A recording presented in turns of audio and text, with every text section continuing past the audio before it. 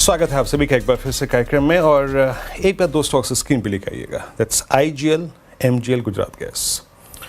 ये डे लो पर ट्रेड कर रहे हैं और इस वक्त विद स्ट्रॉन्ग वॉल्यूम्स दिन के सबसे निचले स्तरों पर हैं। जैसे कि मैंने ब्रेक से पहले आपको बताया था कि हम इस मुद्दे पर बातचीत करेंगे कि आखिर ये प्राइस डैमेज हुआ क्यों। CNBC TV 18 से मेरी सहयोगी सोनल इस वक्त मौजूद है मेरे साथ। सोनल, हाय सोनल। अगर इन तीन स्टॉक फ्यूचर्स को मैं रीड करूँ, आई थिंक इनके एंटायर करियर के सबसे टफेस्ट मंथ हैं ये अक्टूबर और आई थिंक मिड ऑफ सितंबर से। एग्जैक्टली इन दो toughest month of the career के पीछे कारण क्या है? ये प्राइस डैमेज हुआ क्यों और आज के इस सलौट के पीछे कारण क्या है?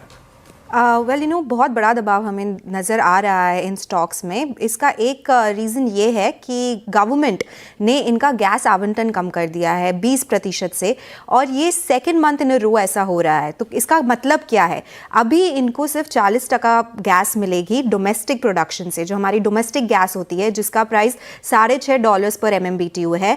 ये पहले उनको 70% पूरे सोर्सिंग में इतना मिलता था, बट अब उनको सिर्फ 40% गवर्नमेंट देगी गैस। इसकी वजह से ये बहुत बड़ा प्रेशर आ रहा है, क्योंकि रिमेंबर कि अब कोविड के समय पे इन कंपनीज को डोमेस्टिक गैस चीप भाव पे मिलती थी और उस वक्त इनका आवंटन 150% हुआ करता था।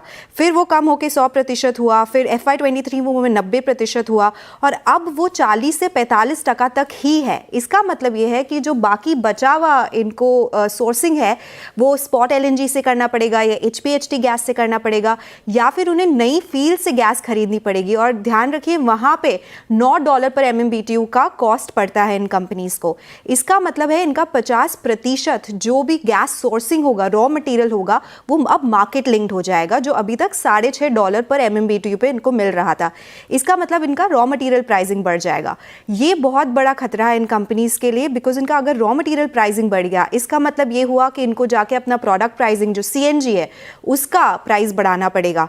कितना बढ़ाना पड़ेगा? अब कैलकुलेशन सजेस्ट करते हैं कि 10% इनको प्राइसिंग यहाँ पे बढ़ाना पड़ेगा, बट 10% वुड मीन कि कंज्यूमर्स पे बहुत बड़ा दबाव आएगा, उन पे बहुत इन्फ्लेशन प्रेशर आ जाएगा।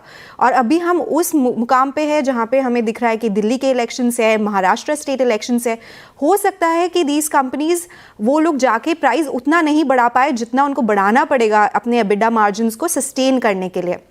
अगर वो प्राइसेस नहीं बढ़ाएंगे तो उनको 30 से 35% हिट होगा उनके मार्जिन्स के ऊपर ही। तो इस वजह से ये स्टॉक्स बहुत डरे हुए हैं, क्योंकि 2 मंथ में कंटिन्यूसली इनको गैस एलोकेशन कम कर दिया गया है।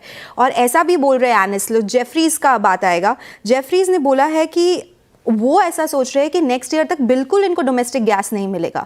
इनको बिल्कुल भी मार्केट लिंक प्राइसिंग से ही इनको सारी गैस प्रोक्योर करनी पड़ेगी। इसका मतलब होगा रॉ मटेरियल प्राइसेस और ऊपर जाएंगे।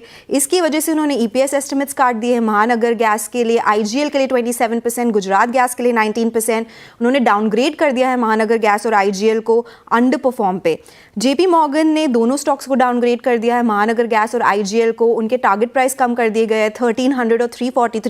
और CLSA ने बोला है अगर वो लोग जाके प्राइस हाइक नहीं ले पाए तो 30 से 35% उनका EBITDA हिट होगा। वो बहुत बड़ा कट है जो हम बात कर रहे हैं EBITDA में। एंड इसकी वजह से ये दबाव के कारण हमें ऐसा दिख रहा है कि ये स्टॉक्स भी प्रेशर में है, क्योंकि अगर इन्होंने प्राइसिंग बढ़ाया तो वॉल्यूम्स इंपैक्ट होंगे और अगर प्राइसिंग नहीं बढ़ाया तो EBITDA इंपैक्ट होगा। इस वजह से इन स्टॉक्स में पिछले 2 महीने से बहुत दबाव दिख रहा है।